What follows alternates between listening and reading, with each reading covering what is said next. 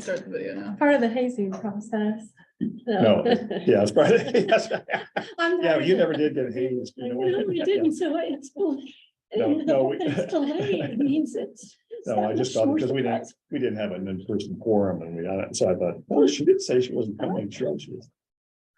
Anyway. Thank you for being here.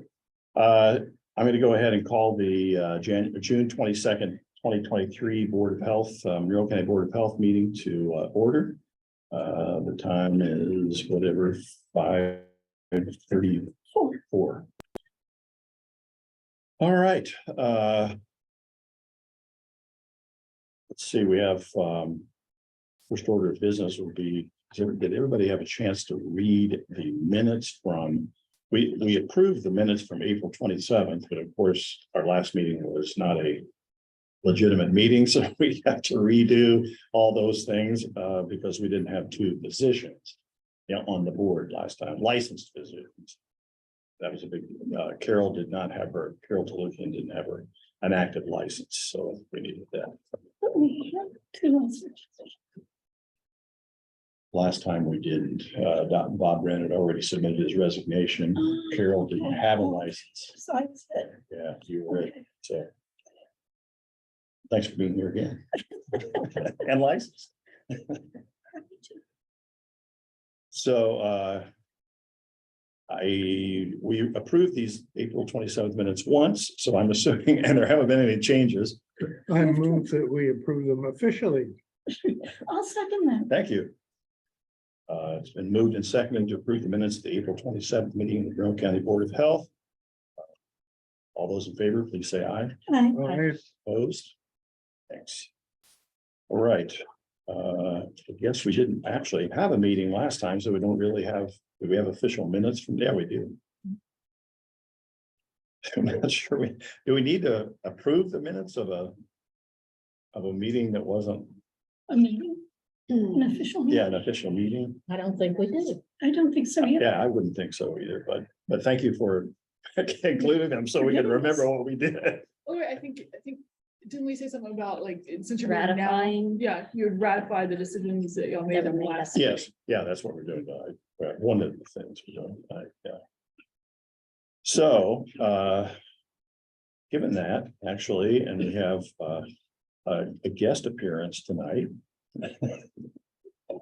So.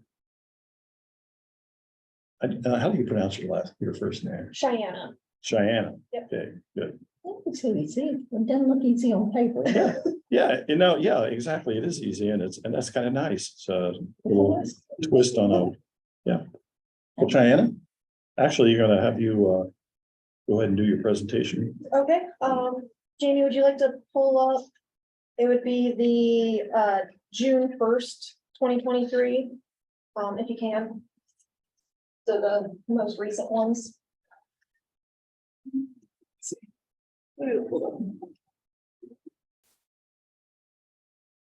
Share my screen, sorry. I'm both moderating and doing my own thing, so. if I apologize. Take me a second, a second, sorry. Jamie has taken on some IT duties as well.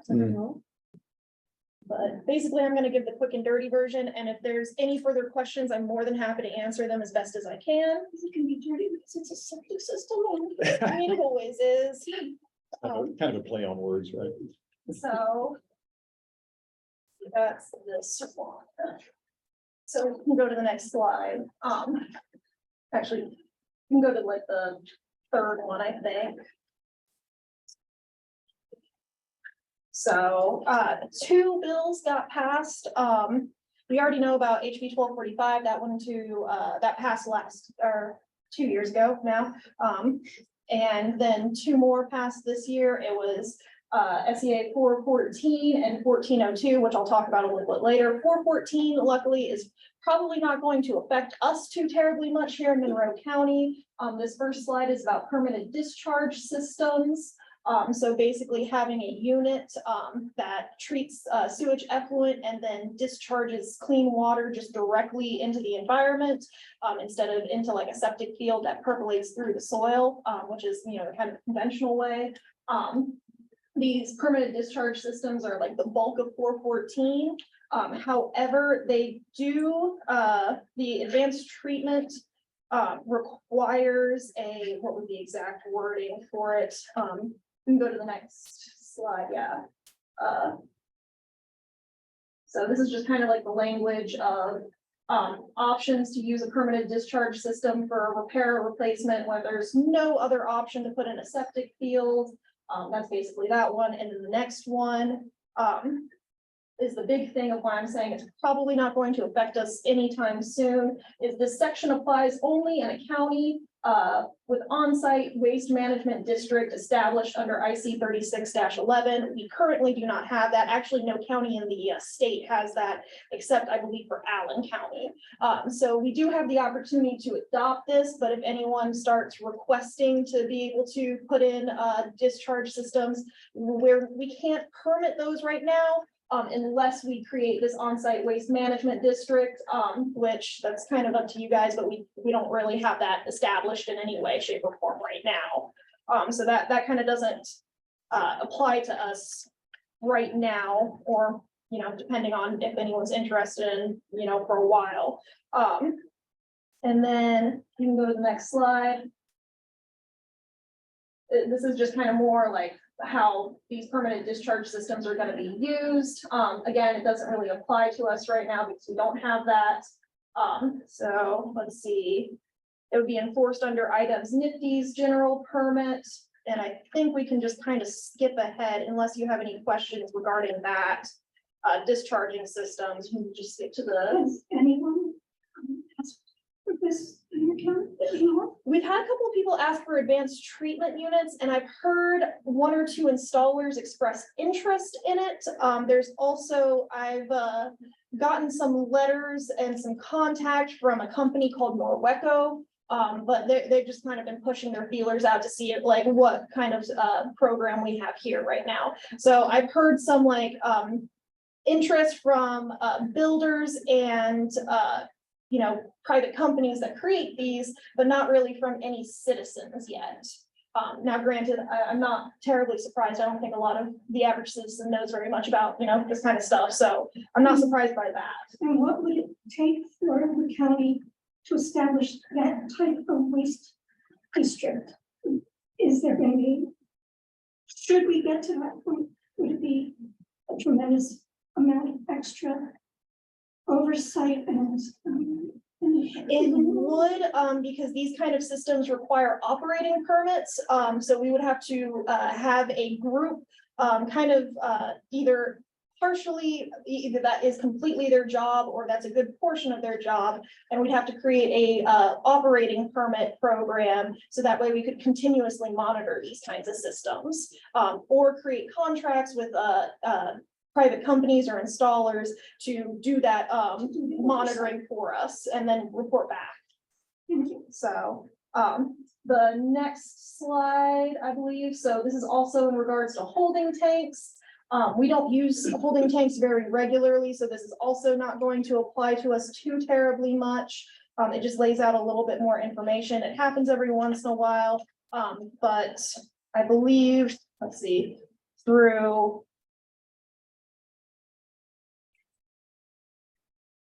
nope, that's 1402. I apologize. The next one, the next slide. So, you know, holding tanks can be operated a little bit higher. Thank you. But this just kind of goes over the application and permitting process for holding tanks.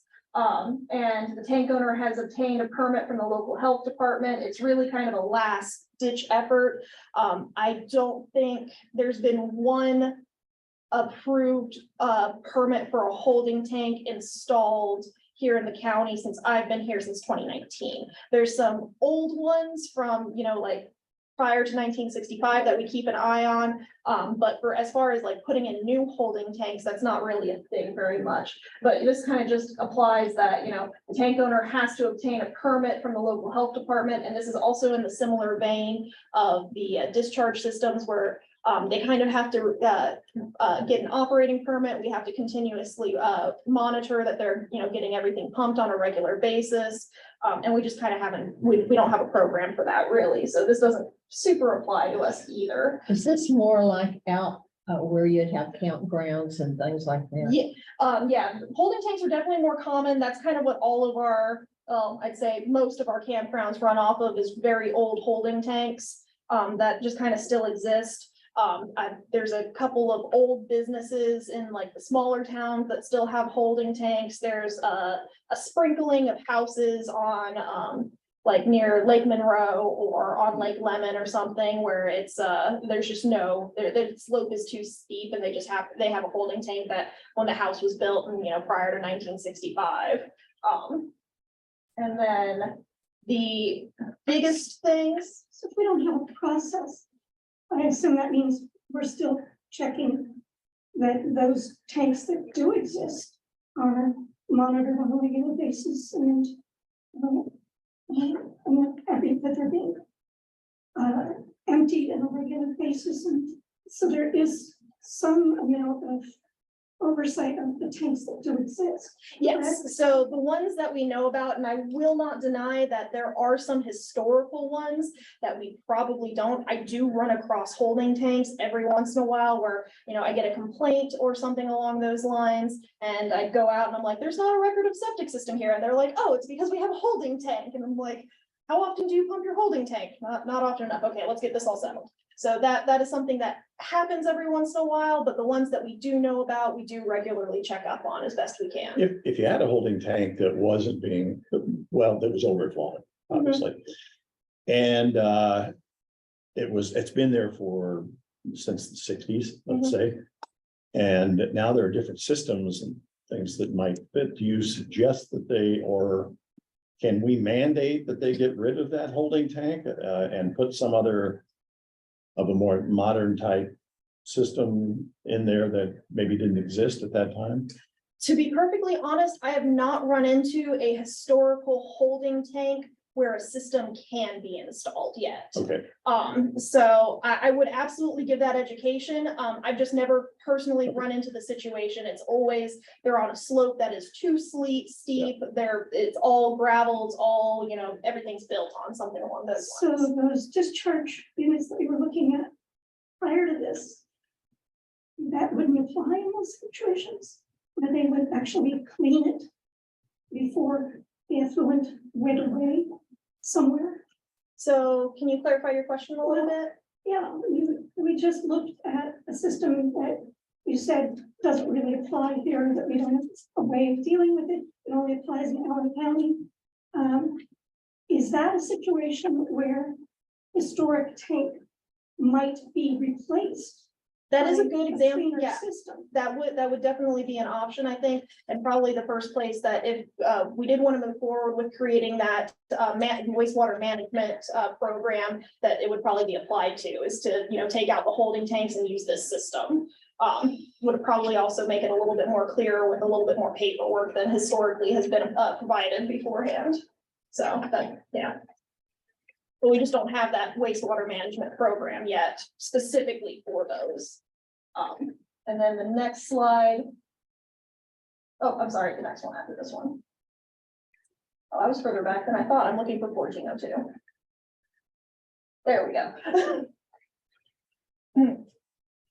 So this is in reference to what was originally part of HB 1245. Where we cannot have rules stricter than the state. All of our county ordinances and specifically in regards to wastewater cannot be stricter than the state. And this goes into effect July 1st.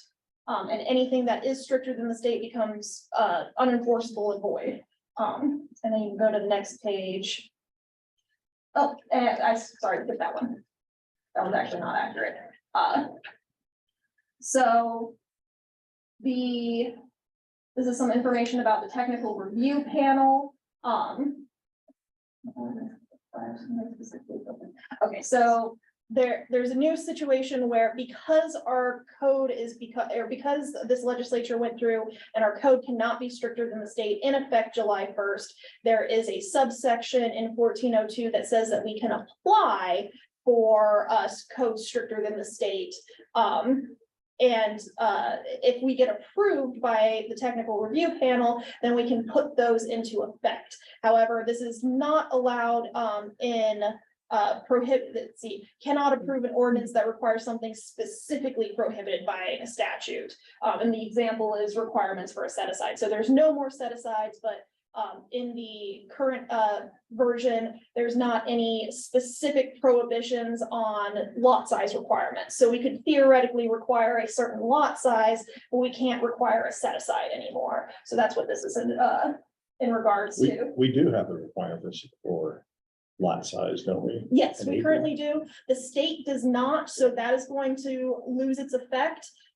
We can apply for, I'm getting a little bit ahead of myself, but we can apply to be more strict than the state, October 1st. So there's going to be a bit of a break where July 1st, all of our stricter code goes away. October 1st, we can apply for our stricter code. But also I will perfectly admit, every single county has code stricter than the state. We're all gearing up for October 1st. It's probably going to be a while before the technical review panel gets to, everyone. And I I don't, know, because I know we've denied at Lake Lemon, Yeah. some things because they were less than an acre. Yep. So, Yep, that's a situation that's come up before. So we can apply for that to be part of our code again. We just can't apply for it until October 1st. And I truly do not have a timeline for when that would be approved either with, 90 plus counties all apply for something at the same time for.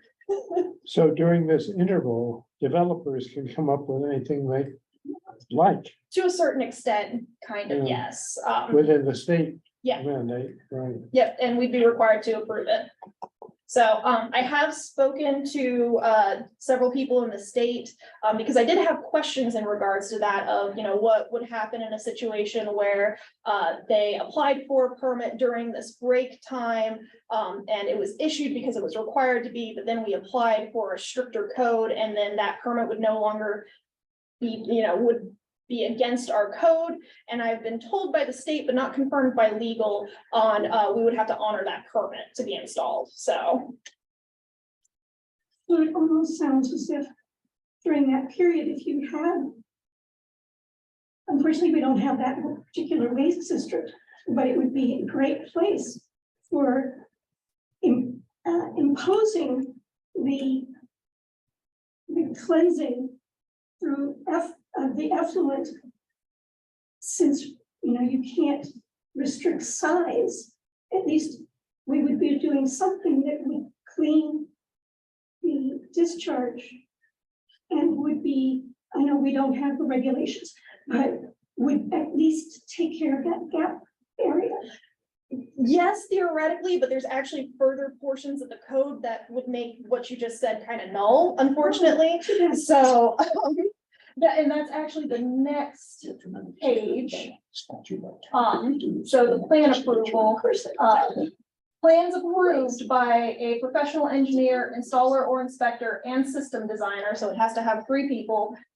If the plan does not comply with the rule of the local health, basically what this is portioned is if they have to get a permit either through the local health department or at the expense of the homeowner is how it's worded. If they get a plan approved by a professional engineer, installer / inspector and system designer, then we are required to issue them a permit with even against, our considerations. So, theoretically, if they approved a septic system that was against code, that's kind of like a gray area that we just haven't encountered yet. So we don't have a lot of like, what are we gonna do in that situation? The hope is of course, 3 professionals aren't going to approve something that's directly in violation of state code.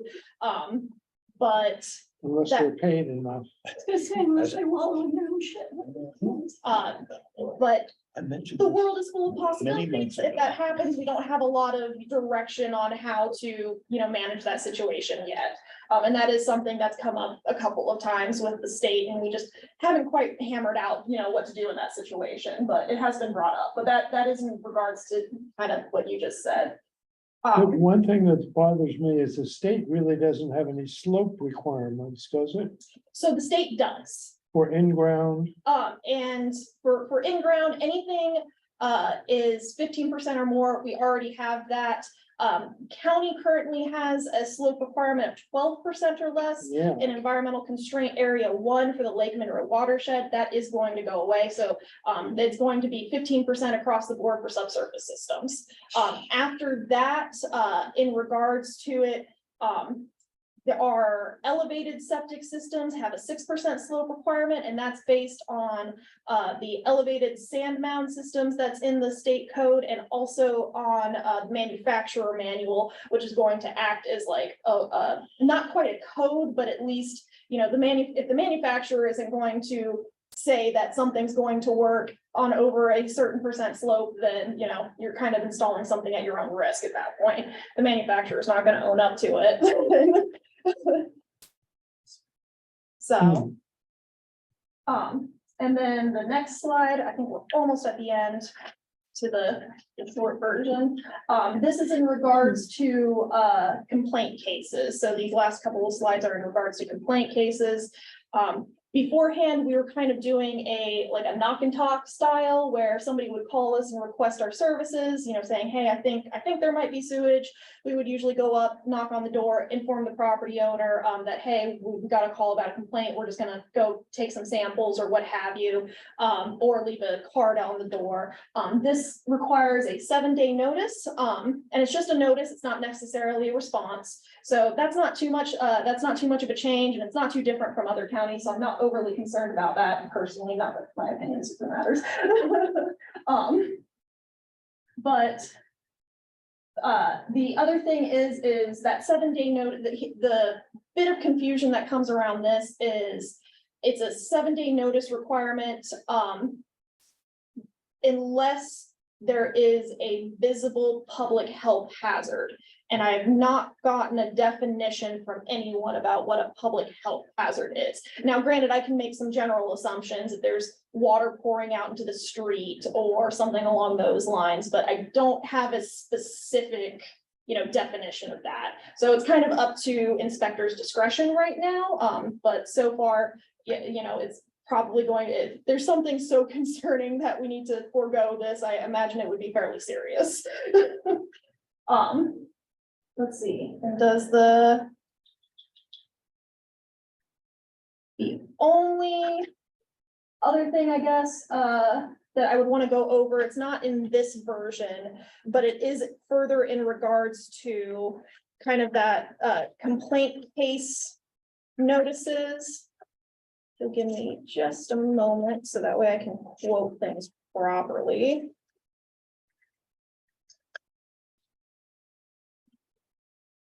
Here it is. Okay. So. One page. There we go.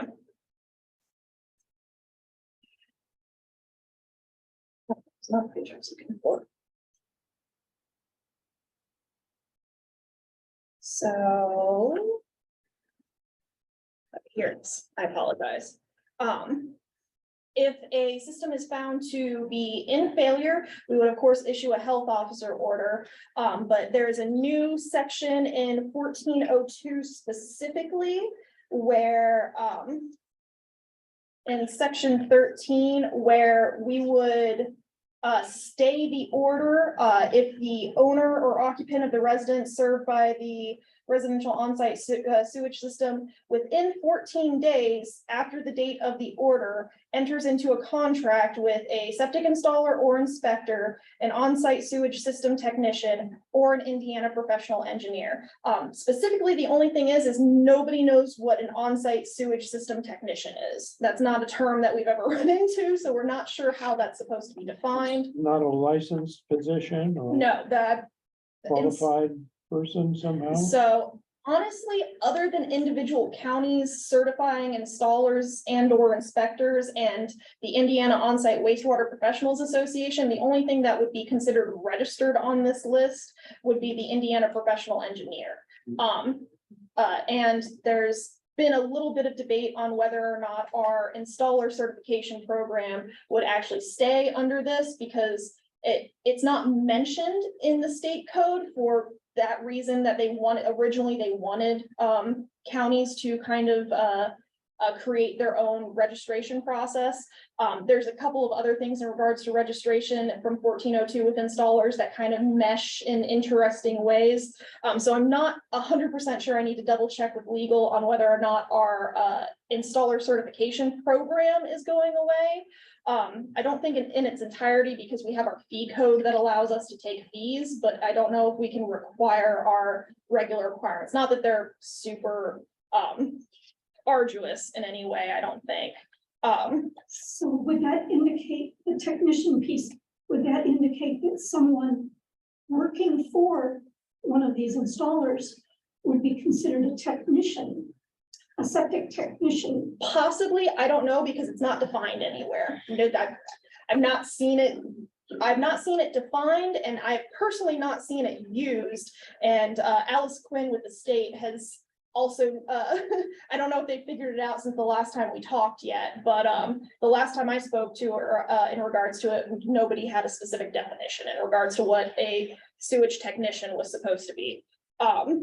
Doesn't the Legislative Services Organization review these things so that there is some meaning to the terminology that they use? To be perfectly honest, legislature is not my area. Yeah.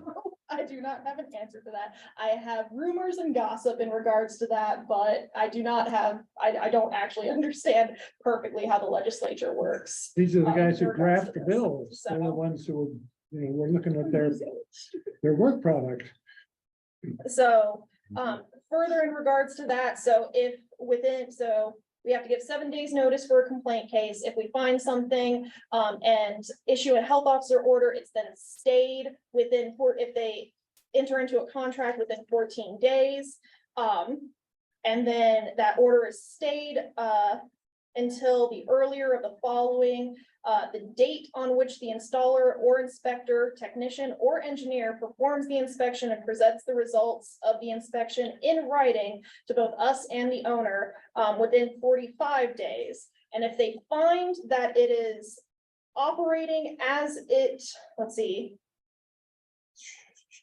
And that the residential on-site sewage system is not in residential on-site sewage system failure, the local health department shall withdraw the order issued, conduct an investigation. And then there's also, I can't find it right now, so I won't quote that section, but basically, yeah, so there's a 7-day requirement for notice. If we get notice that they've entered into a contract, that's a stayed order within our 14 days, and then another 45 days of waiting for this, information to reach us. So And that's, those 45 business days? it just says 45 days, so I guess you could argue it's not business days, but that would be So it's something to looking keep in. like 2 months after you've left notice. So nothing really needs to have happened. Yep. So, and then. Yeah, and then if we get the notice that it is not in failure, then we kind of have to start all over again with our investigation, so. That's a thing that happens. Then. Back to, back to the last couple of things. I believe that was kind of the end of it. Do you want to share my screen again? The last slide, that was actually the one I was looking to quote, so.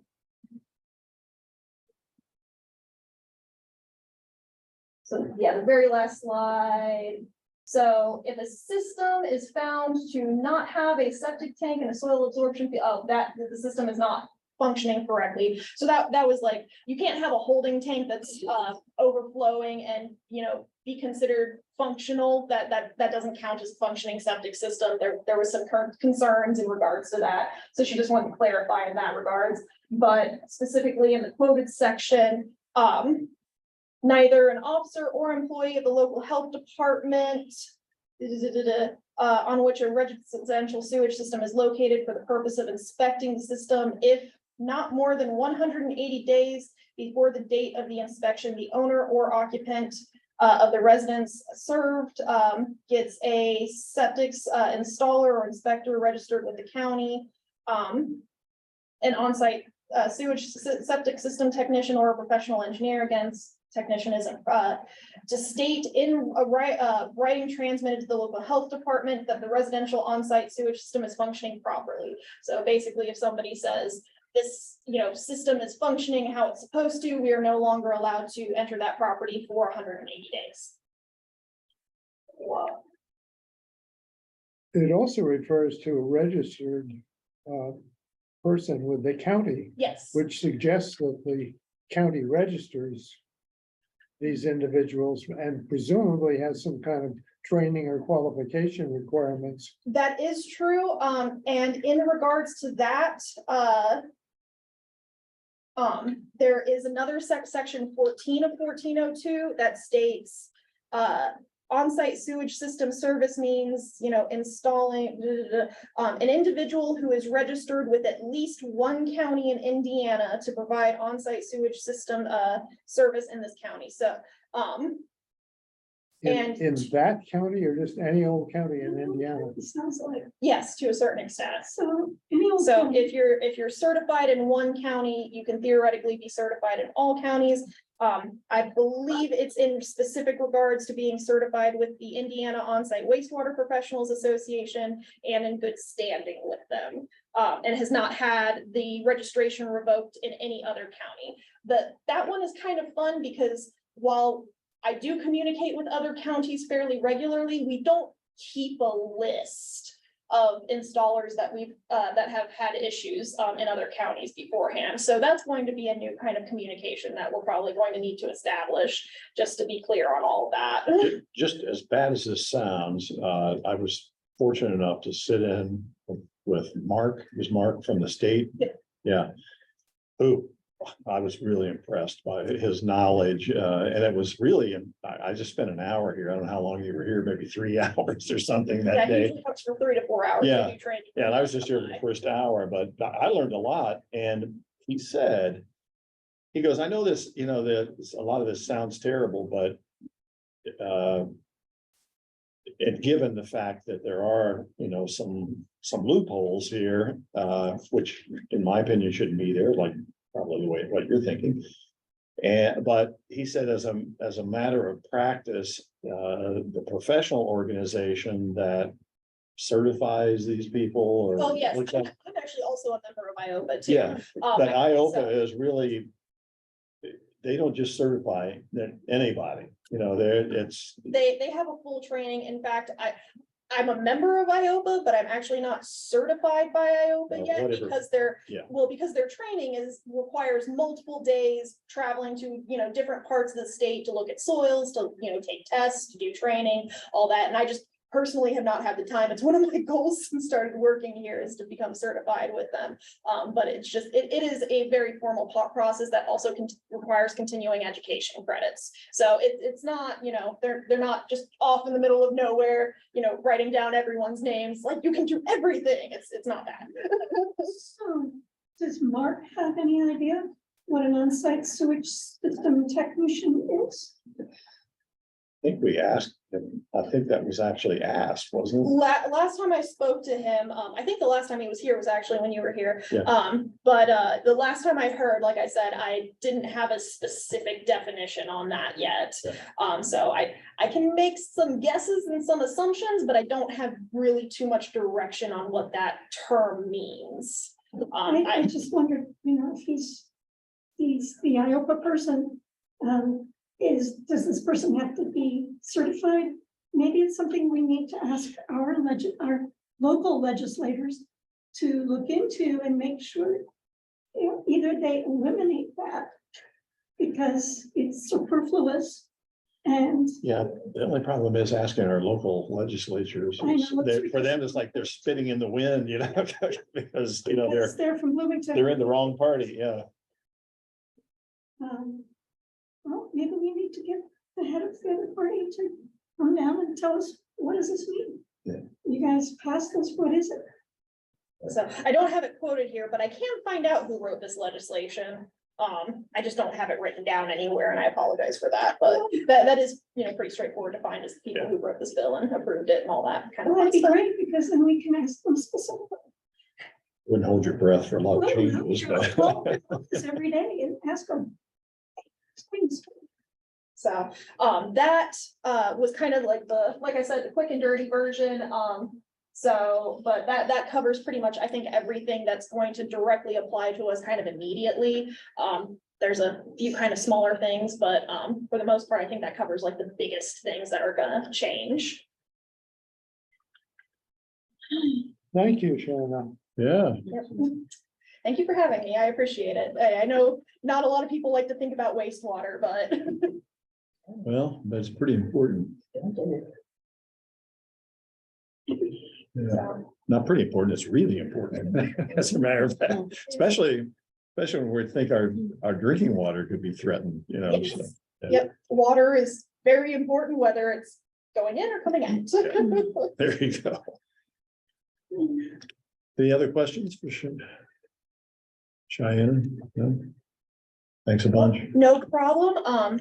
I didn't bring any business cards, but it's pretty easy to find me, or if you ever have any questions, I'm more than happy to email, call, whatever I can do to help to explain stuff. I feel like education is a big portion, bigger than I Let's call realized. Lori, she had anything else to do. So, That's it. but yeah, I'm more than happy to help in any way I can, so. I can grab some business cards after the meeting. Oh, I can go grab them now, No, honestly, and I can just drop, I can okay, grab it. okay, I appreciate it, so. Thank you, But though. yeah, thank you for your time. I You're welcome. appreciate it. Thank you. Lots of good information.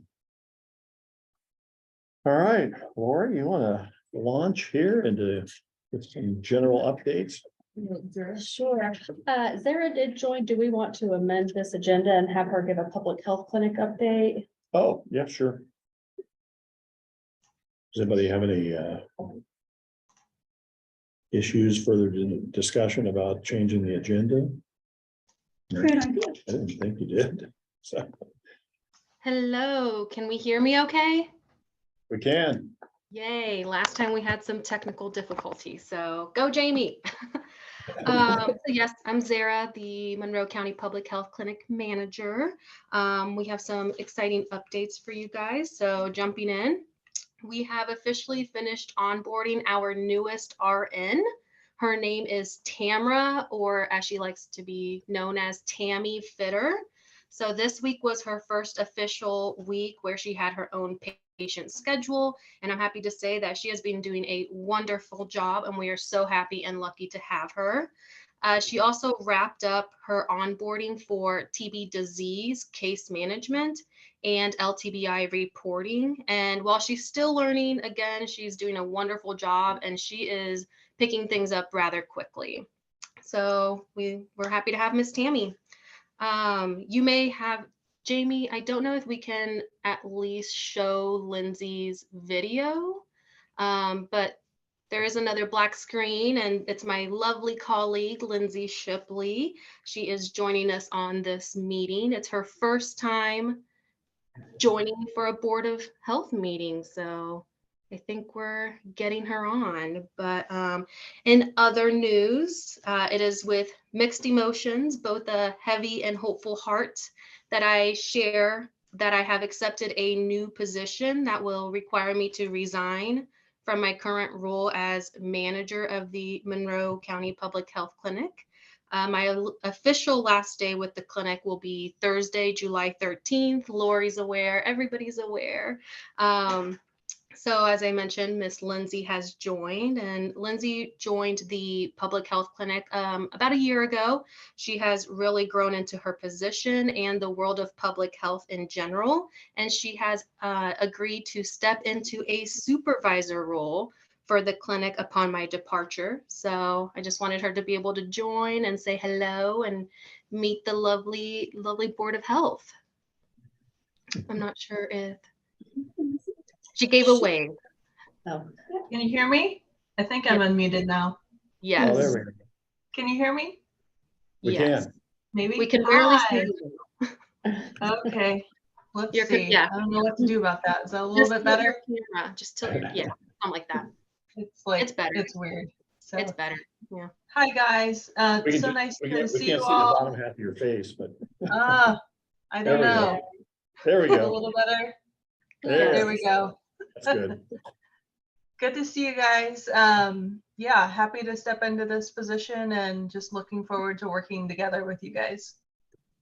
Yeah, same here. Thank you. Yeah, Thanks, Lindsay. sure. So yes, thank you. I do want to apologize. We normally like to provide our quarterly data to you guys. Unfortunately, we just weren't quite ready with the data in order to provide. But once we get that gathered, I will share that with Jamie. And Jamie has kindly said that she would share that with everyone that wants to have a copy of that. So jumping right in, with immunizations, our vaccine supply is in good standing. The schedule, our normal clinic schedule is busy, but we are still able to accommodate same week appointments or early appointments the following week. We are continuing to see people come in for bivalent boosters, but it has definitely slowed down. And we are working with our vaccine management partner to start planning for the fall and get flu vaccines ordered. And I believe the conversation for COVID is still ongoing and what that will look like in the fall, but I know Miss Lindsay has that under control. We did share one Start Smart Clinic date with IDOH. For those that are not familiar, this is an initiative put on by IDOH where they are creating a large map of back to school immunization clinics in the state. So they'll be sending letters and emails to parents, letting them know where all these clinics are located and what might be the most convenient or closest to them in order to kind of, help encourage those total vaccine numbers in the state to go to where we want to see them. So that clinic, the one that we are participating in, is scheduled for the second Saturday in August, which is August 12th. And that's from 8 to 11. Appointments are encouraged, but if we are able to accommodate walk-ins, we'll happily do so. And that Start Smart initiative, the state is simply supporting our clinic by advertising and sending out letters on our behalf, as well as including us on that digital map. They will not be supporting us with the mobile unit. Just wanted to clarify that. We did have our VFC site visit. This is an annual visit and things went really well. We did have some feedback, but nothing major, just some slight adjustments to our process. In the world of communicable disease, we currently have 48 open cases, 39 of those being hepatitis and 33 of those being hepatitis C, but no outbreaks or trends or especially concerning infections to note. In the world of lead, we currently have 12 cases that we are monitoring, with only 4 of those requiring full case management. In TB and LTBI, we have less than 5 cases in active treatment, and we had no new reports this week, and that has been the trend for the last few weeks. For our outreach program, we have been pretty busy out in the community quite a bit this last quarter, doing well screenings. We have screened 112 individuals for hypertension, 65 individuals for cholesterol, 101 for diabetes, and we have also given 63 COVID boosters throughout the last quarter at these events. We do have a few more wellness outreaches scheduled before we roll into back to school and flu season. So that is all the updates I have. I do want to take a second to say thank you to the board again and to the health department as a whole. I have truly enjoyed my time with the public health clinic and I am beyond grateful. So thank you. Thank you, Zara. Yeah, appreciate all your work. Good luck. Thank you so much. Anybody have any questions for Zara? Do you track venereal diseases as well? What was that? I'm sorry. Are you tracking venereal diseases as well? I'm actually not sure about that. I don't know if Lindsay knows. I don't, off the top of my head, I'm not completely sure. I'm not 100% sure, but I'm happy to inquire about that with our communicable disease Yeah, nurse. I'd be really curious to know about syphilis and gonorrhea and many other venereal diseases we have in the community. Yeah, I want to say that's mostly done at the health department. Lori, am I wrong on that? Our DIS division, and the state has recently made some updates to the syphilis tracking. So they've actually started a webpage on the Indiana Department of Health that's going to have data that's showing for each county, and you can filter the information, and it's already going to be pre-suppressed data. So of course, you know, the more confidential, less than 5 cases will be suppressed, but the other data will be available so that we can compare Monroe County to our surrounding counties. But our DIS tracks that. Okay, thank you. And we used to get that information periodically, yeah. We do. Yeah. Thank you. Thanks very much. Appreciate all the information. You're welcome, Lindsay. All right. So do we have any other, well, we have your updates. Yes, I just have a few. So the state, the Indiana Department of Health website, they're in the process of making a Health First webpage. This is tracking the counties that have opted into the state's initiative created by Senate Enrolled Act 4. So far, 16 counties in the state of Indiana have opted in. Again, the commission's report released in July of 2022 focuses on 6 areas of governance, infrastructure and services, funding, workforce, data and information integration, emergency preparedness, and childhood and adolescent health. The Indiana Department of Health is recommending that counties work with their auditor to determine the county match for those who are going to be still opting in. This will be an average of county funding for 2021, 22, and 23. Recently did receive budget templates and a range of what the state funding would be, but no exact dollar amount at this time. So more information to come on those figures later. Are we COVID. one of those 16? Not from my understanding. Okay, that's what I wanted to know. COVID-19 and FDA Advisory Committee recently recommended the COVID boosters be updated to a monovalent XBB composition. This is going to help protect against the XBB variant that is highly circulating at this time. This update means the original COVID strain would not be included in the new boosters. It's anticipated that these boosters would become widely available this fall. Pfizer, Novavax, and Moderna have been in discussion of combo flu and flu COVID shots with launch trials. The department is monitoring this information for updates on an ongoing basis. As Zara mentioned, the public health clinic has vaccines available for all ages. They are busy doing school clinics, getting the kiddos up to date with all their vaccines, and the health department still has free COVID tests available to the public. Staffing updates. Polita Lucas began recently in the role of Senior Environmental Health Specialist in the Foods Division. Eric Goss has transferred into the role of Financial Manager. 2 new employees are scheduled to begin next Monday on June 26th.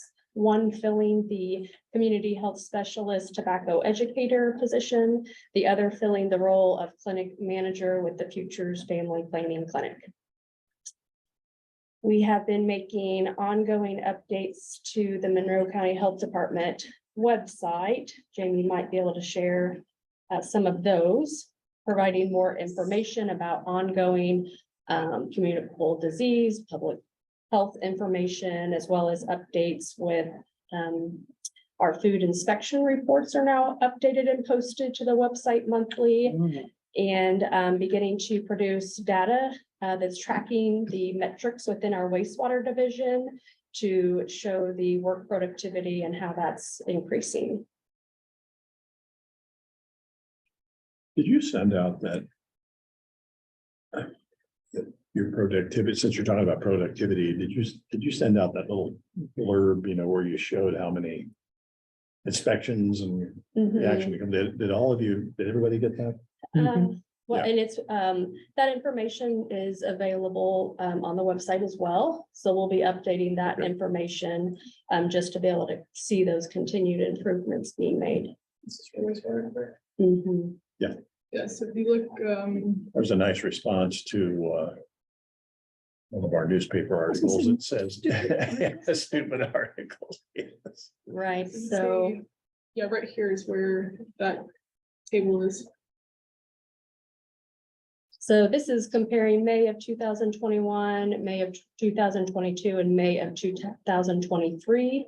That type of pattern will continue, but as you see, compared to the 2 prior years, our total work productivity is at 111 compared to previously. Did you want to show the food inspection? And I'd also like to add, part of that increase in productivity is because of the people that are currently in those positions who were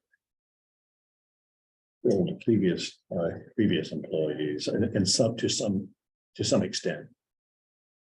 So turnover is not always as negative as the newspaper would have you believe. We've been getting a lot of really great comments about the new employees from contractors and from the public. So that's been really great. And that temporary position has been extremely beneficial this summer, getting in and helping out. Good. Mhm.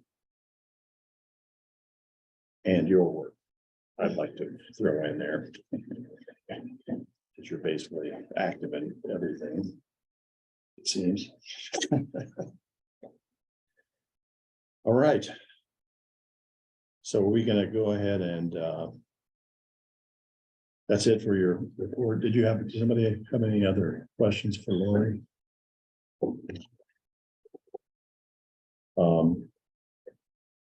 When are you jumping in here? I can jump in right now. I mean, the food division, we're winding down our first 6-month inspection for risk level 2s. I believe we have between the ballpark of between 20 and 25 more to go, and that ends at the end of June. We're also active in our summer feed program at the schools, doing those inspections. Lita Lucas has joined the team, and we're excited about having her. She's learning, shadowing, training, asking a lot of questions. And then also, we completed 2 rounds of farmer market inspections, and then we're prepping for the July fair coming up. Wastewater, we're doing permits, complaints, and a lot of campground inspections. I went out on 2 complaints today. So we did some dye testing and checked the septic field that was covered up. And then general environmental, they're doing pool inspections, and we're gearing up for mosquito vector checks. So Excellent. There was some concern about covering the hospitals and retirement home kitchens, which was an added job for foods. Has that posed any big problems or? for hospitals and all the one schools, Yeah, I think so. I mean, we're hitting, at this time, no, I mean, we're hitting our inspection numbers. I mean, we're there, like I said, we're 20 to 25 off for this year for risk level 2s. And then risk level 3s are hospitals and whatnot, and our assisted livings, like, we're inspecting 3 times a year, but we're on pace to get those as well. There's not as many as the other ones, like our brick and mortars, our retail food establishments, but Yeah, we have a good pace right now. there was some concern when the state sort of added those to Yeah, the menu of your work. yeah. Uh, I mean, those numbers haven't really changed on our end. We still have our set numbers, but we haven't increased. at all. Good, okay, glad to hear it. Yeah, great. Well, it's good to hear that things are going well and that you're gotta get you, I know you're working hard. Everybody's putting in the effort, so. Yeah. Good. Mike has been doing a great job, and he's been out in the field every day, really helping and supporting the team and, bouncing around where it's needed. So it's been. Yeah, you have an infectious personality, like, when you're out there, you, I want to do a good job for this guy. Yeah. I Don't appreciate say that. Thank you. infectious. Well, yeah. All right, well, your enthusiasm is infectious. Thank you. I like to keep it positive, so. Yeah. All right, thanks. I wanted to get you in, so you can Thank you. stick around if you I'll want hang to, out but, for a bit. or you can go whenever you feel like, so. You're dismissed. when you want. So no other, well, do we want to go ahead and, talk about the grants, or no, the package, we're gonna talk about pack items next. So, PAC, so you just need to ratify, so these are the discussion that was on May 22nd, so ratifying that discussion and those decisions. So just to provide a quick brief overview, I guess, the proposed PAC additional positions for 2024 in preparation if the county does opt in, were an additional full-time employee for environmental health. That's currently the temporary, so moving that to a permanent position. Adding an additional full-time for environmental. Again, to primarily continue helping with the wastewater and foods. Those are our two really heavy areas. An additional full-time for vital records. One consideration was due to the workload increases and with changes occurring requiring local health departments to issue records for other counties. One temporary full-time financial manager, which is, I believe, off the table at this point in time. And transitioning our school liaison position into a combined school liaison public health educator that would be a health department employee at the end of that grant cycle. PAC recommendations for WIS job review for the administrative tier, the administrative assistant, health administrator, and financial manager.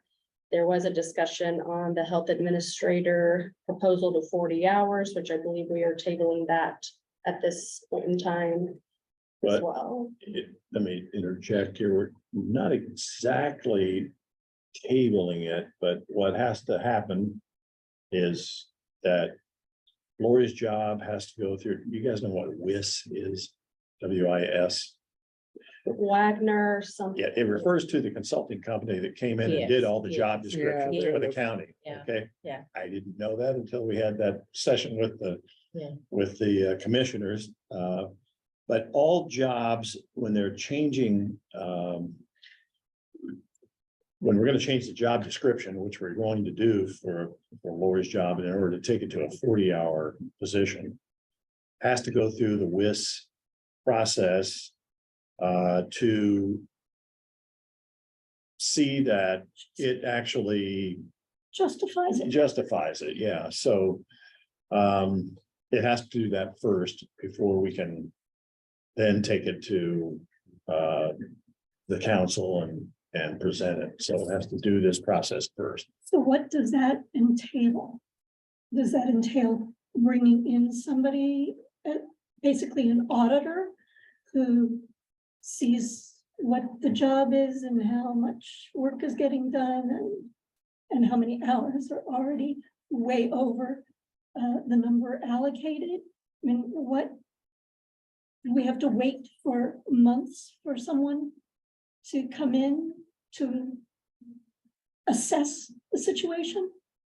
Does anybody have any idea what we have to do? I can speak Well, you just said somewhat. it, With Dr. Britton met with some members of Yeah. the council and the council attorney and the council administrator. It starts at that process, reviewing, making additions to the job description that aren't currently there. Modifying that information to make sure that it's up to date and correct. So that is part of the review process to ensure positions are first classified appropriately as they should be according to the job duties. At that point in time, my understanding is the same consulting group would also take into consideration of is 35 hours enough time to meet these job requirements and fulfill those.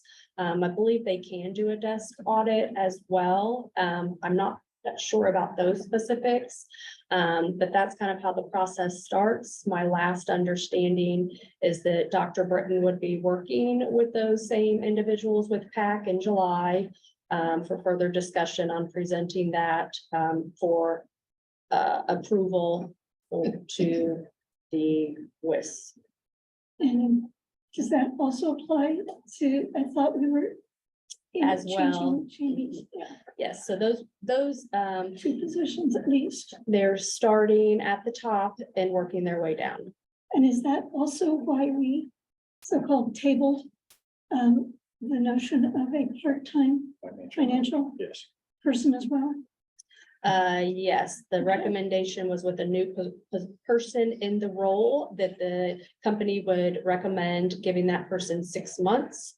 And then it, Determine. Okay, We're trying to determine whether the last person was just not. not up to the job, yeah, Got it. and before they prove another, Sure, and that I makes do sense. understand that, yeah. I mean, there's only so many dollars to go around. I'm assuming though that the new, and again, this is a sort of a question for the SB4 reviewers here. Enough funding is coming for these additional positions that we're Proposing. proposing.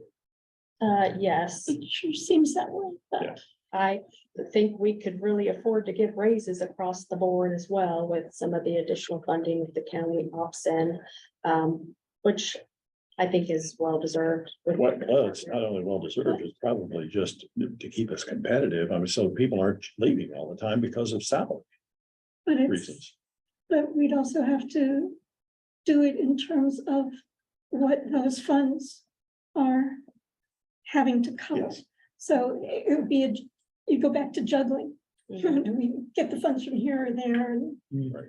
another dance and maybe our new financial officer will be able to, is a good juggler, who knows? But Senate Enrolled Bill 4 only gives a range at this point, right? So that we don't know exactly what's forthcoming Mhm. from that pile. of Right. money. Right, so I mean, essentially, and again, these are just my thoughts going into it because I haven't got that far and that deep, is creating this budget based upon the minimum amount. And see what wiggle room you have with that, and then you can make adjustments from there.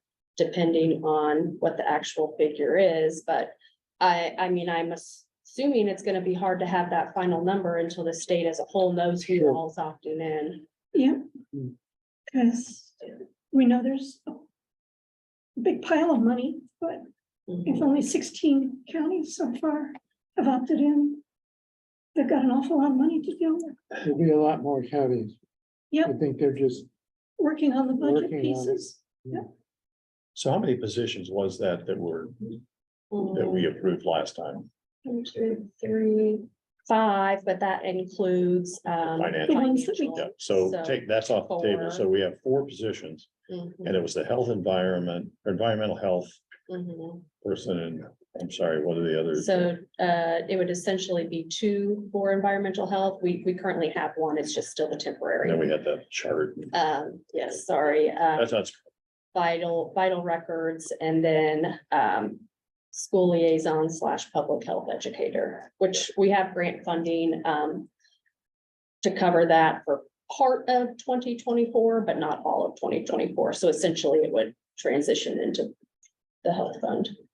So does that particular change have to go through any other layer of bureaucracy? PAC. It has to go through PAC, Okay, but otherwise, PAC and council. okay, but these are not positions that were whisked. So we don't have to whisk them, is that right? The only one that could go be deemed necessary for that would be if we are editing the school liaison, which does need edited because right now it's That's what I was around wondering. COVID-19. Yeah. And the job description needs to be changed so that Yeah. it's more focused on long-term school support. And it also has additional public health education and outreach that it's going to start being a part of with some of those supporting job duties for the public health clinic. So it may need to be listed. Yes. Okay, Mhm. so does that mean we can go ahead with it? Or do we have to wait until that process goes through? Well, my understanding is you still need to ratify this because part of the PAC process, the WIS is part of the PAC process. So if you want to send it to PAC and PAC determines WIS, then I think we need to vote that we are in favor of these additional employees so that that process can begin. And do we then separately endorse the other part of it, those other three? Or at least two places, at least the change in Jamie's and Lori's positions. Do we endorse that separately so that it will go through the WIS process? Well, my guess is that, It can't yeah, we hurt. did vote, we did vote separately on those two issues last time. But it wasn't a legitimate. Well, yes, vote, so- yeah, no, that's So what I we mean. should endorse Yeah. it tonight as well. Yes, Okay, yeah. that's what I need to know. Yep, I believe so. Sounds like that should be made into a package in order that it can be subjected to the, Well, what I was hoping is we can Bureaucracy. approve these 4 positions, Yeah, and go then forward, separately, and then we'll do a separate one for the job, those two. for them to be whisked. Okay, so I would move that we endorse the 4 new positions that have been proposed by our health administrator. I'll second that motion. Great. Any other discussion on this? All those in favor, please say aye. I, Aye. Opposed? All right, there you go. I would further move that we endorse the changes to what would it be? Changes to your Job job descriptions. description for Lori and Jamie And the financial manager. and financial. Well, so the discussion with Dr. Britton and the council was to start at the administrative tier, ensure that all those duties are being rearranged and that they're appropriate, and then we would work our way down. So because some of the financial managers, such as payroll and claims, have started to be done by our administrative assistant, which causes changes to the financial manager job description. Oh, okay, so they're gonna change the financial manager's description, so that could be As well, included. okay. Yeah. So, how about I move, I'll change my motion. Yeah, I withdraw that. I move that we endorse the changes to the administrative level proposed by our health administrator.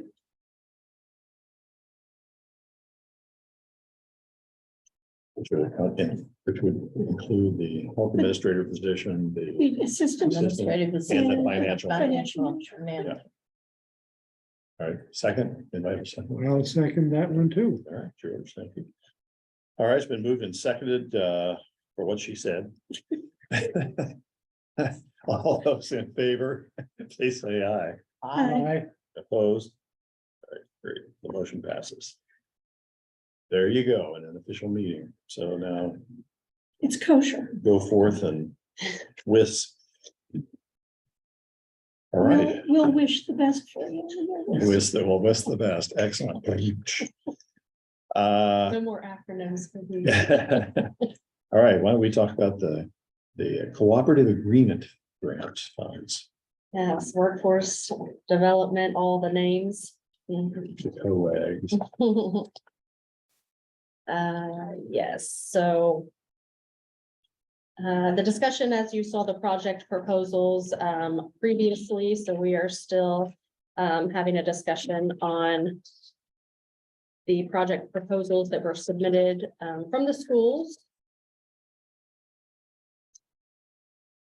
Question that I asked Jamie earlier today is, do we actually endorse, agree to these? Or is that something done by the commissioners? The commissioners want our recommendation. Yeah, they want. Yes, they're the decision makers in this process, but they have requested, that's correct, right? They have requested our input on this. Yes. Oh, interesting. Okay. As I remember, Kay and I were making fun of some of them. Well, it just seems so unrealistic for the amount of money that we have There's a lot of- available. There's a lot of bleeding going on with the Total county. revamping of HVACs and so forth. I Exactly. did have a question. Do all the schools have an AED available for them? That is a great question. And I think that is something that, we were looking into trying to supply and ensure that all the schools do. I know that from my understanding, there are schools that are in need of these or replacing them, updating them. I don't know what schools currently have them. I could not give you that information today. But yes, I had that very same question, because I know that one school requests 4 of them, Right. and And one school Yeah, I I think that was remember St. needed to update its water fountain. for Yeah, that was students, just to Montessori, put- and that makes Yes, sense. and that makes that's makes something, sense. I mean, we're talking public health Yeah, and and clean AEDs are water, important. but some of them. But our renewing, replacing their HVAC systems was like, wait a minute, that seems like an awful lot. My understanding of these funds is that it's supposed to be for planning for future events. And at least that's how I remember it being written. This is all about planning and obviating many of the difficulties we've had in the past. It's not about taking as much money as they can from the county to do the stuff they haven't been able to afford. Or haven't chosen to put their money there. So I found some of this just appalling. I liked the idea that Montessori Schools wants to refill water bottles. Great idea. No, we shouldn't have little kids putting their mouths all over water fountains. Too bad nobody else suggested doing anything like that in their proposals.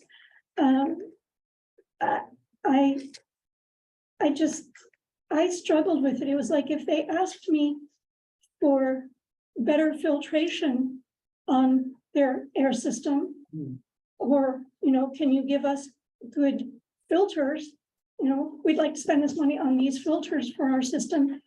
It was like, okay, if you can get more stuff out of your system that way, great, but asking us to replace their HVAC systems,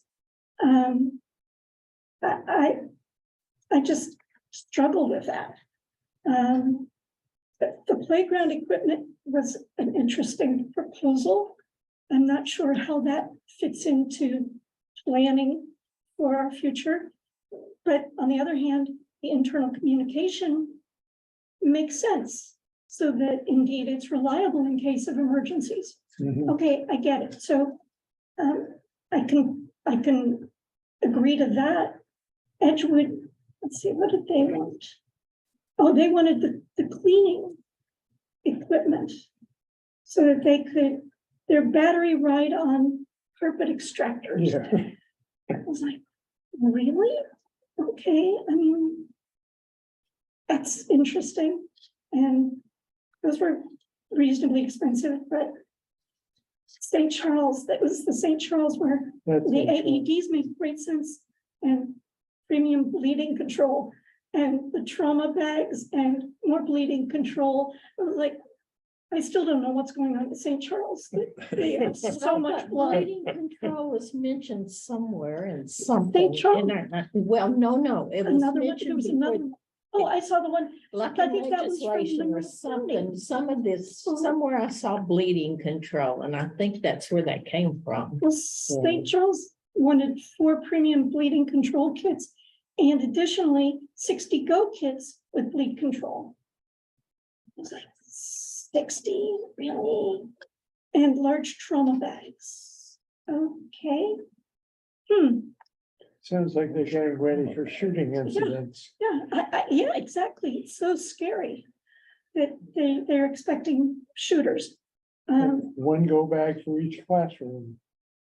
Well, I mean, they wanted 4 AEDs. I mean, is St. Charles that large? That they really need 4 AEDs? Oh, they were the one. Yeah. Well, there was one from Monroe, I thought from Monroe County Schools that asked for AEDs, and it was like, yeah, every That's- school should have one. But 4 in one school? They also said something about looking at all of their health offices Yeah, and doing an inventory or something like and that. that makes sense. Yeah, Make sure that you've makes some got, sense. But then the consultant fee. That's was Monroe, extremely- that's Monroe County, that's Yeah. MCCS. $100,000 for a consultant. Yeah. Well, I think it was 60 and then there was 60. something else. They were using a half of the grant. Mhm. They, for what they, that was MCCSC, they wanted 60 something for one part and 60 something for consulting. Project School wants to create this health, wellness, learning garden, creative play space, which again, it's lovely, but again, how does that planning for future outbreaks? I don't know. Nurse educator, this is the Monroe County. Deliverable. This is one from MCS. And the SB is the nurse educator. And source resource and salaries for the health staff, nurse, health services staff and nurse educator. And the 60,000 for consultant fees. Goodness gracious. I don't see people actually addressing a whole lot of what we asked them to focus on with these grants. Last time, didn't we just take the money and divide it amongst the schools? That is I correct. recommend that, and they could use that into the best, whatever they felt the best use of it was. Which means they're gonna go put it into their HVAC system and whatever. I just, it's kind of, maybe I'm wrong, but if you suggest in a grant proposal that this is what we're looking for, and people respond with things that are way out of line with what we've asked for, and that they're not really doing their due diligence in terms of complying with what we see as a need, which is let us plan for a next communicable outbreak. What needs to be in place? What is your school and this system doing to address a future need? Well, the summary of the grant actually says this grant funding will continue to help provide resources for the local school responses to COVID-19 pandemic, other potential communicable disease outbreaks, promote public health, and improve the health and safety and well-being of Monroe County students as well as community at large. I mean, that's It's Very pretty, broad. pretty vague. Yeah, pretty Very vague. broad. well, then you can spend it on whatever they want. I mean, an argument could be made that, Yeah, kids but can't function, in a hot classroom. I mean, that's going to be the argument. I would be more in favor of doing a similar thing that we did last time. Did we blanket, we didn't just send the same amount to regardless of the size, obviously. It was divided based on school size. Yeah. So, That makes the more set, sense. a set amount of money and then dispersed based on population size. Okay. That RFP is very general, but it strikes me that things like major improvements in infrastructure are not really right Well, on the this, target. yeah, the state did say that the money should not be used for infrastructure, operational purposes, items such as that. So basically no to the HVAC, carpet cleaner, consultant for auditing, that was not the intention of these funds, that other health departments that accepted these funds use the money to buy supplies and then be able to just provide that to the schools, such as AEDs, stop the bleed kits. Money for personnel should be used internally within the health department for relationship building and for long-term stability of a school position within the health department versus one position for one school corporation. So that was some of the That makes feedback. much more sense to me. So And the not school, for salaries in the schools. I mean, things like consultants and school nurses, and Right, but for salaries and personnel in the health department. that's what I thought. Mhm. so if we disperse these funds, similar to the way we did last year, there should be some. In a sense, infrastructure things are specifically mentioned as something not to be used for. Then I think there has to be some agreement. These schools, they're not just gonna take this money and put it on infrastructure things. Right, so. I don't know. if So if it- they're they're grant recipients, so don't they have to agree to the parameters of the grant and it's. Do they have to sign something? Do they have to, One would think so. yeah, you could think, yeah, And fulfilling the terms of the grant deliverables, which we have some of the schools that have met all those, but we are still waiting for documentation on 5 of the schools for all of the grant deliverables to be met. yeah, there's, let's see.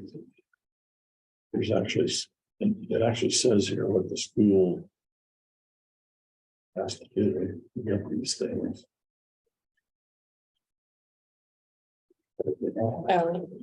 Here's that's the MOU that was drafted by the school liaison, not the grant contract. So these, Oh, yeah, I see. so,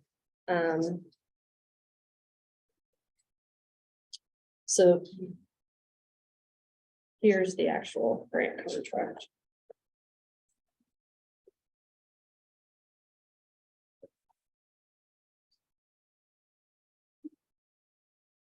Okay, Which the grant contract does as outlined in the MOA deliverable 1. The grant contract does say that the health department has to employ a full-time school liaison, and each school that they are working with has to have a school liaison, or essentially a nurse, someone that's working with our school liaison. It is contained within the grant contract that the schools need to ensure that they're updating their communicable disease plans.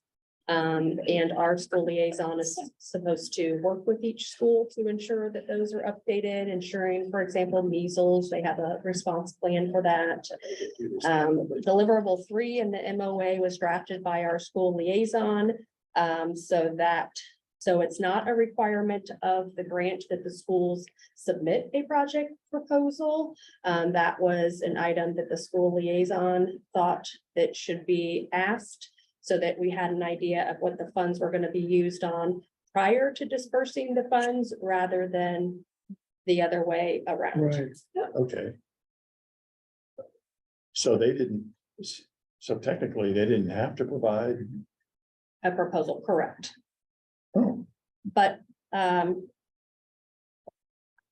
I believe we're the only county that's kind of given this direct funding to the schools. Some of the other counties provided small stipends, $1,000 or less. For individual projects, but not direct funds in this amount of money. which makes much more sense than one, I think. So what did they do with theirs? They kept it in They've the kept it department? internally to use for personnel, creating an emergency fund.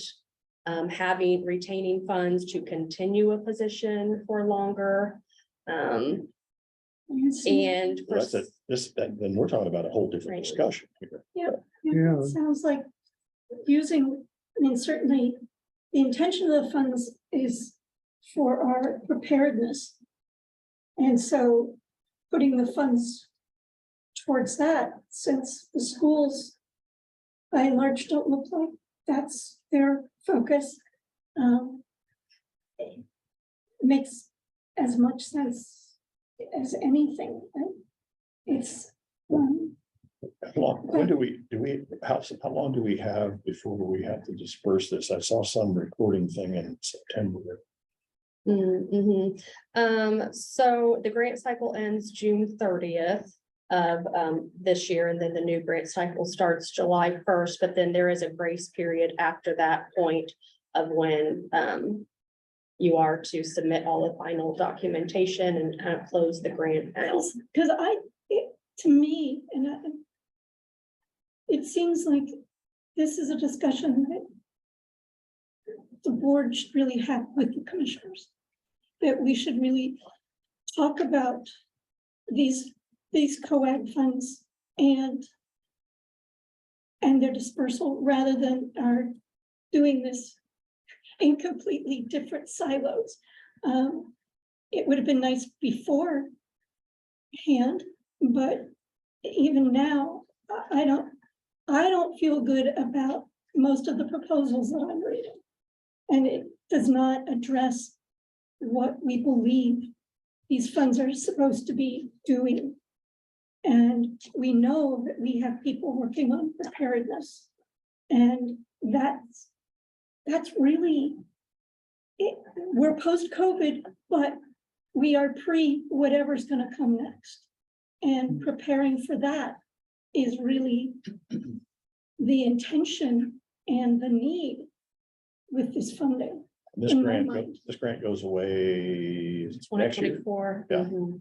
I would think the person that would have lots of input would be the school liaison. They should be visiting those schools and they should know what the needs are. We don't As currently far have- as- We currently don't have one. No, Yeah. I know, that's the problem that I see. And I do feel every school needs an AED. Yep. An AED, there are probably multiple things that they need. They probably don't need 60 go bags, but, and 4 trauma bags, whatever those are. Yeah, I think that it could be beneficial to use these funds again to provide some of those supplies, perhaps offer CPR training courses to individuals within the schools. Perhaps help to assist with the health fair if there are children who need dental screening, to get up to date with vision screening. To be able to help fund and support those types of clinics. And to be able to do more of those integrated activities and services and supplies. Some of that funding's definitely part of SB4. So we're gonna have, should we opt in, and likely will be, we're gonna be getting some money to help us do a lot of that, I believe, at least in my reading of SB4. And yeah, maybe once we can get through the pack that we set forth, and we can find out that we can indeed have a school liaison as part of a position, we can start working on this. But in the meantime, I certainly would recommend to the commissioners that we, at this point, put these funds towards our preparedness rather than, and I agree, every school should have an AED, no doubt about it. But the rest of it, it's just, it seems ridiculous. And I don't know that we should be handing large amounts of money to the schools to do with whatever they choose to. And that's really, certainly looks like what they think.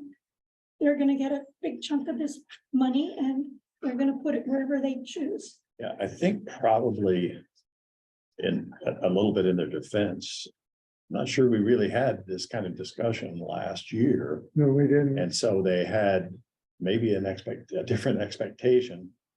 Because of maybe we needed to have this conversation last year.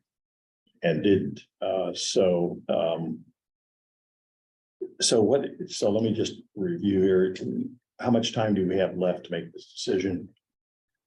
I can clarify that with the state. From my understanding, once we've met all deliverables, we can retain these funds, which would give us a grace period. However, I do still have some of the schools who have not submitted their communicable disease plans, which is part of our grant deliverable. So we need to make sure we have that by June 30th. What do you, when you refer to deliverables, exactly what does that mean? So terms of the grant that have to be met to comply with the grant. Okay. Just not familiar with that. Was term. there a deadline given them for that?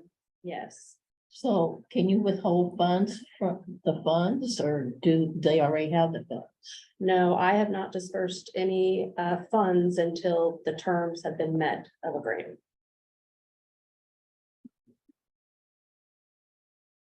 And at least one of the schools refused to comply with the mask mandate.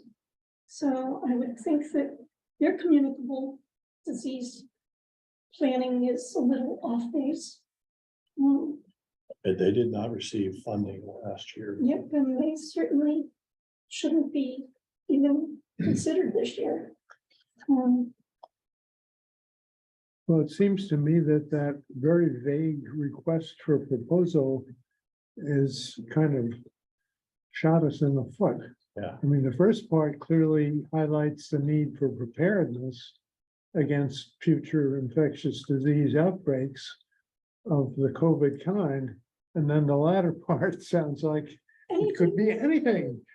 So I don't know I think. what we should say. I think it's challenging because in my opinion, it's very subjective. I mean, right here, it says the intent of this funding is to provide funding to local public health to sustain and support local public health COVID-19 response efforts with a focus on schools. Right. That leaves a lot up to interpretation. Now that I've had further conversations with the state to get more specifics, it's been helpful, but it would have been helpful to have more specific information before. Right.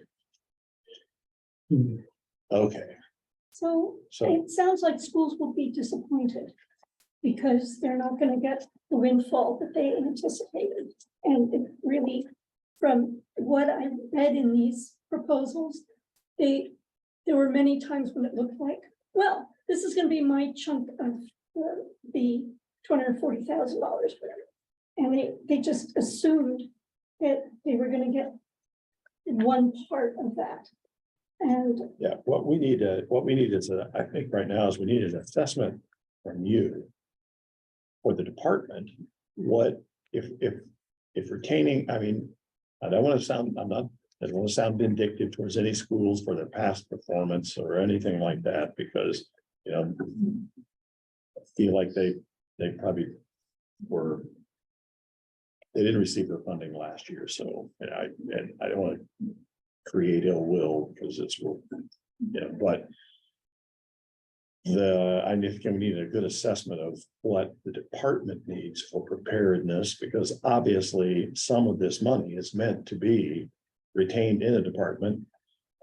You're being very gracious by not lobbying for that, but because I think you probably inside, if I would guess what you're thinking is, you're thinking that some of this money could be used by the department.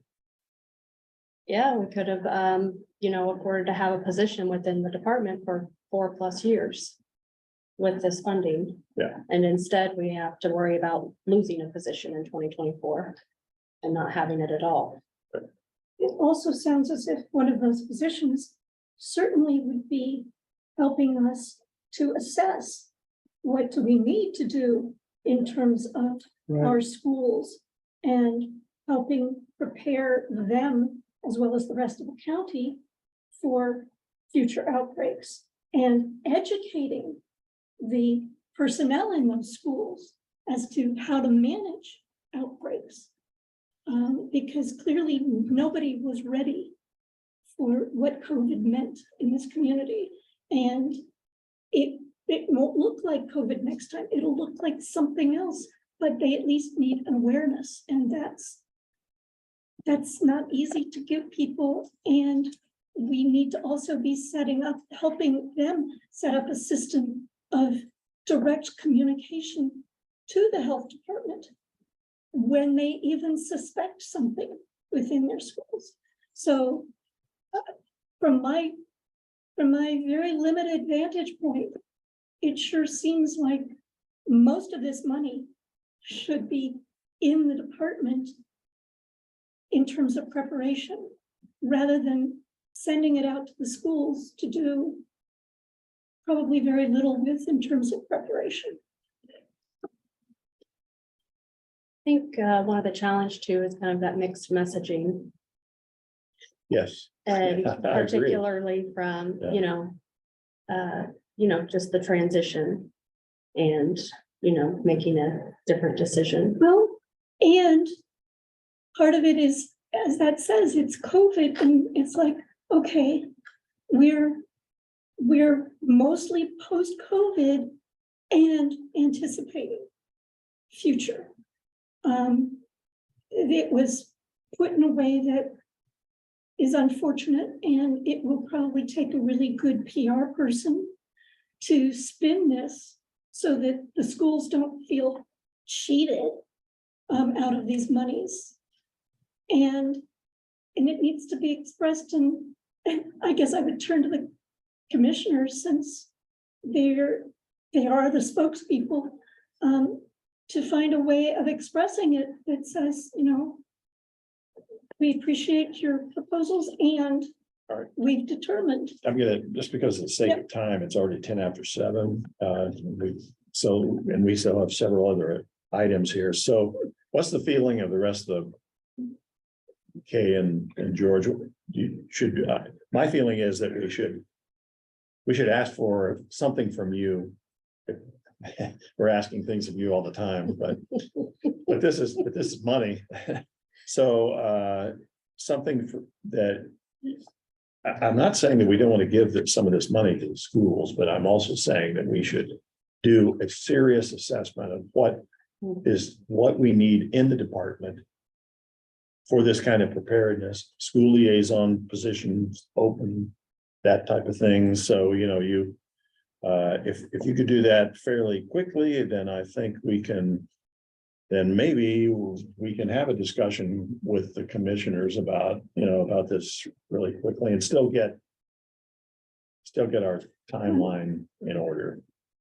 And then decide what we're going to do. And you're right, since we didn't do this way last year, it will probably not go down easily.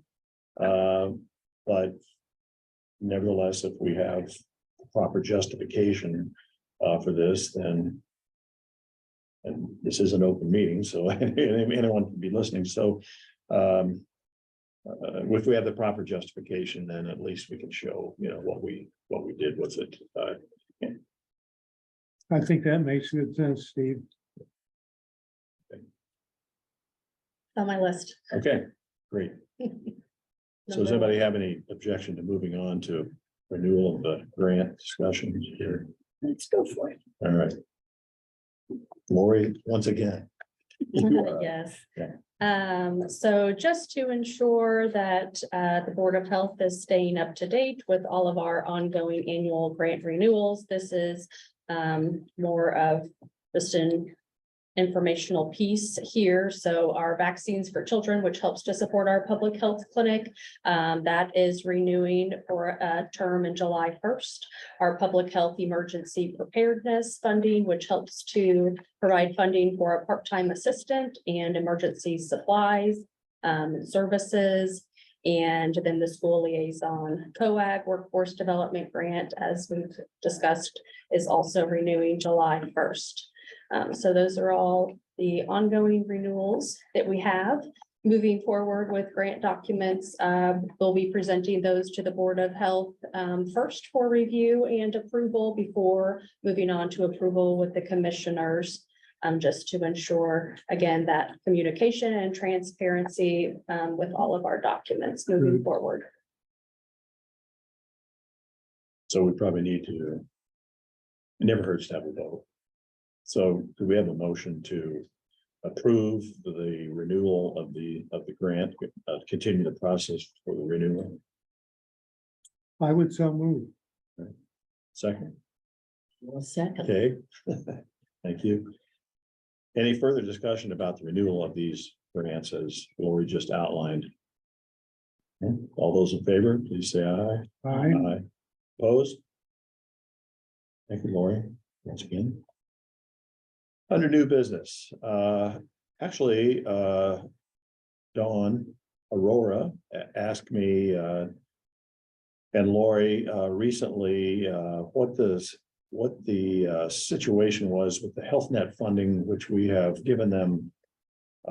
We used to give volunteers in medicine even more money, if you recall. We think it was like 15 to 20,000. I think maybe that's at its height. And we reduced that over time as they got some other funding. But of course, now Volunteers in Medicine is no longer in existence. It's now Health Net. And Health Net is an organization that does have lots of funding. So Aurora was saying, well, you know, what about, you know, basically any low income person, mother who is pregnant, basically is eligible for Medicaid. Why are we still giving them money? Well, originally it was for people, it was for the Latino mothers who could not get any other type of That's funding. exactly what I wrote back to her, and in response was, this is for the undocumented. Who I said, and so to confirm that, since I used to volunteer, I volunteered for 5 years at Volunteer in Medicine, did dentistry there. I called Shelley Salee, who is currently, runs the clinic basically. And I had about an hour-long discussion with her about how vital they view this $10,000 that we give them. She said when she got the call from me, she thought we were going to cut their funding off. And she lost sleep. I mean, this is how important it is the night before.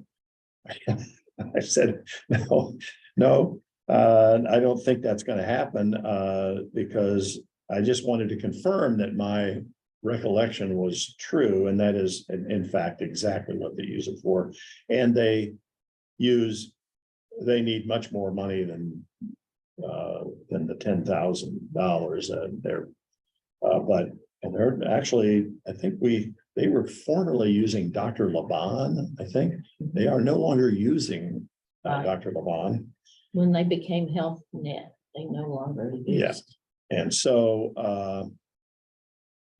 this 10,000, my recommendation after my conversation with her would be to continue our the grant or the funding of OB care there, which is what we're doing basically. We need a motion and endorsement of that. It's probably not going to hurt. I would endorse our continued funding, Health Net funding for the obstetrical care of the needy women in the community. I'll second. Second that. Okay, thanks, Kay. All right, it's been moved and seconded to continue the Health Net funding. All those in favor, please say aye. Aye.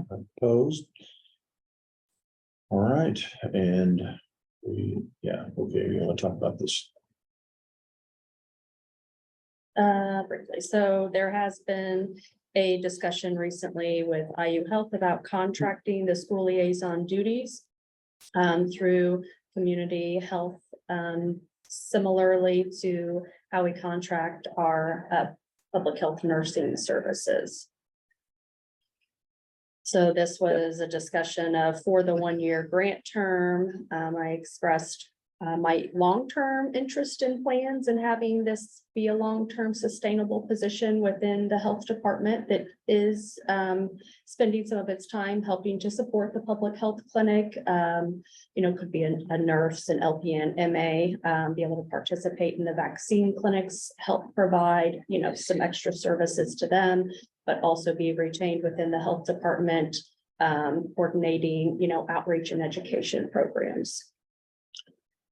But now the IU, if I recall correctly, our conversation, IU Health had in recent times cut back some of their funding or their support for this position. Isn't that correct? That's correct, to my understanding. Yeah, and so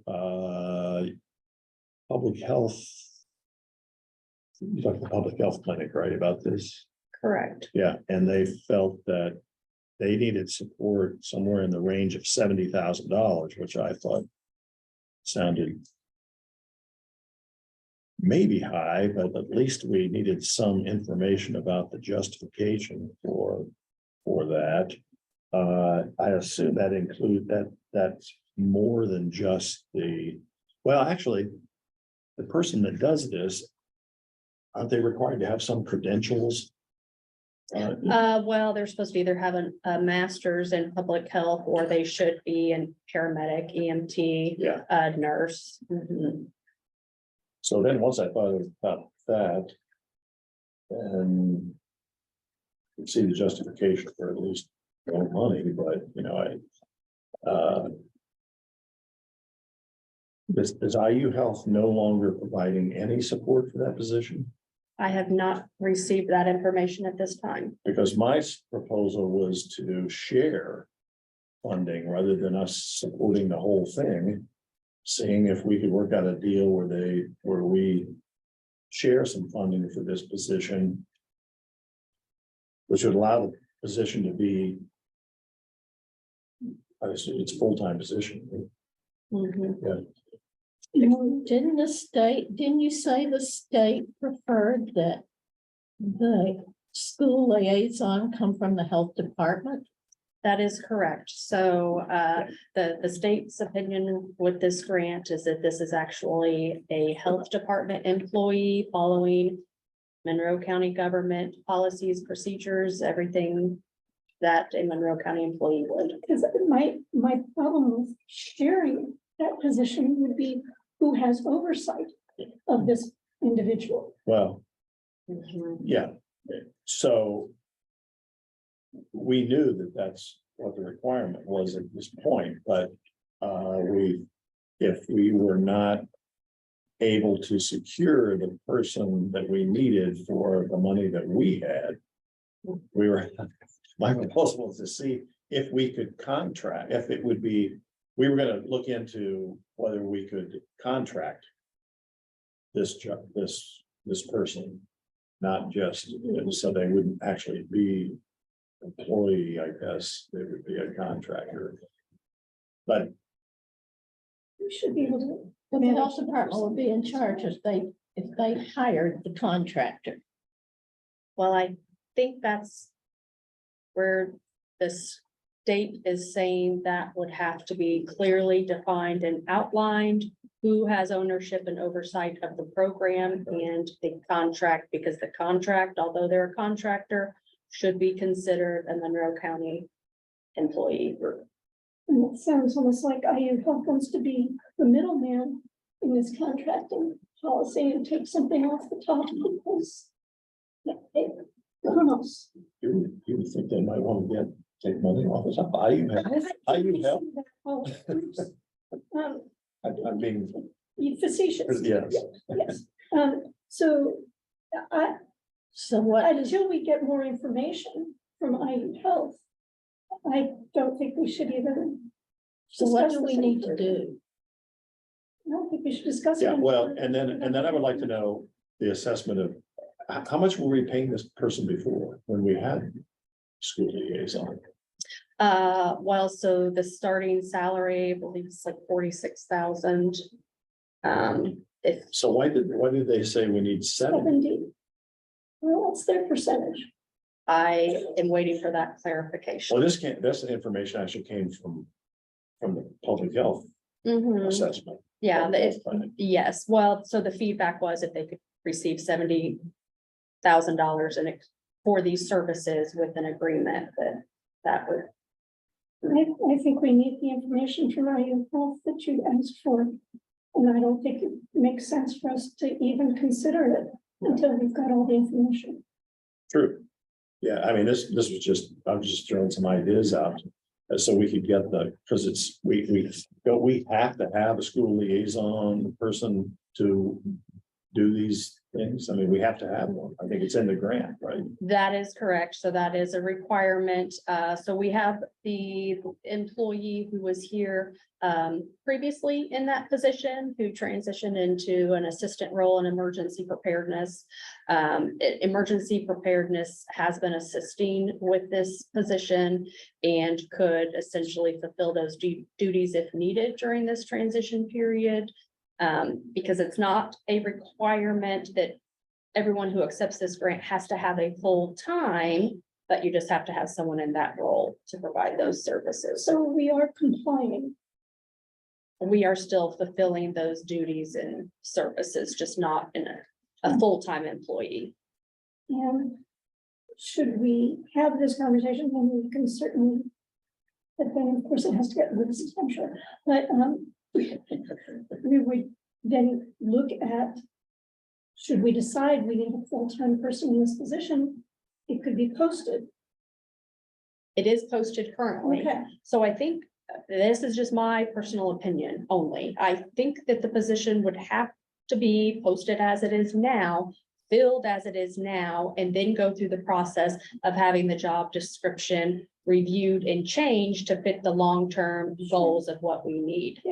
Yeah. Otherwise, we could be waiting a very long time to not have anybody in the position. is this something that should also be whisked at this point, or do we whisk when we get there? Oh, well, it was on the wish list. Excellent. Okay. Any other discussion on this school liaison? You feel like you have enough guidance at this point? Yes, I think so. I think any more of that information would be helpful. All right, board member positions, as you know, I was vice president, which I guess I technically still am because we never voted, but and Aurora needs to, she volunteered and we asked her actually if she would be willing to accept that nomination, and she was. So we need to make this official by doing maybe a little vote here. So I move that that Steve becomes our chair and Laura becomes our vice chair. Here. I guess that's a second and a third. Yes. Okay, it's been moved and seconded. All those in favor? I Opposed? All right, now. So these are obviously temporary at this point because we have official elections that are usually In January. beginning of January. Right? So we will be going through this again at that time. Okay. thank you for fulfilling that. Yes. Absolutely, and I think we ought to thank Dr. Kalukian for all her years of You know, service. yes, you are Right. very correct. 27 years. She's did this job and did it well. So, yes, my thanks. It was fun getting to know Carol too on a one-to-one basis because she is a unique person, She's Is there anything but very else? competent. All right, I hear a motion to adjourn. Move to adjourn. Aye. All right, thank you all. Thank you all. Appreciate it. I hope I don't get another part. Amy, thanks for letting us in tonight.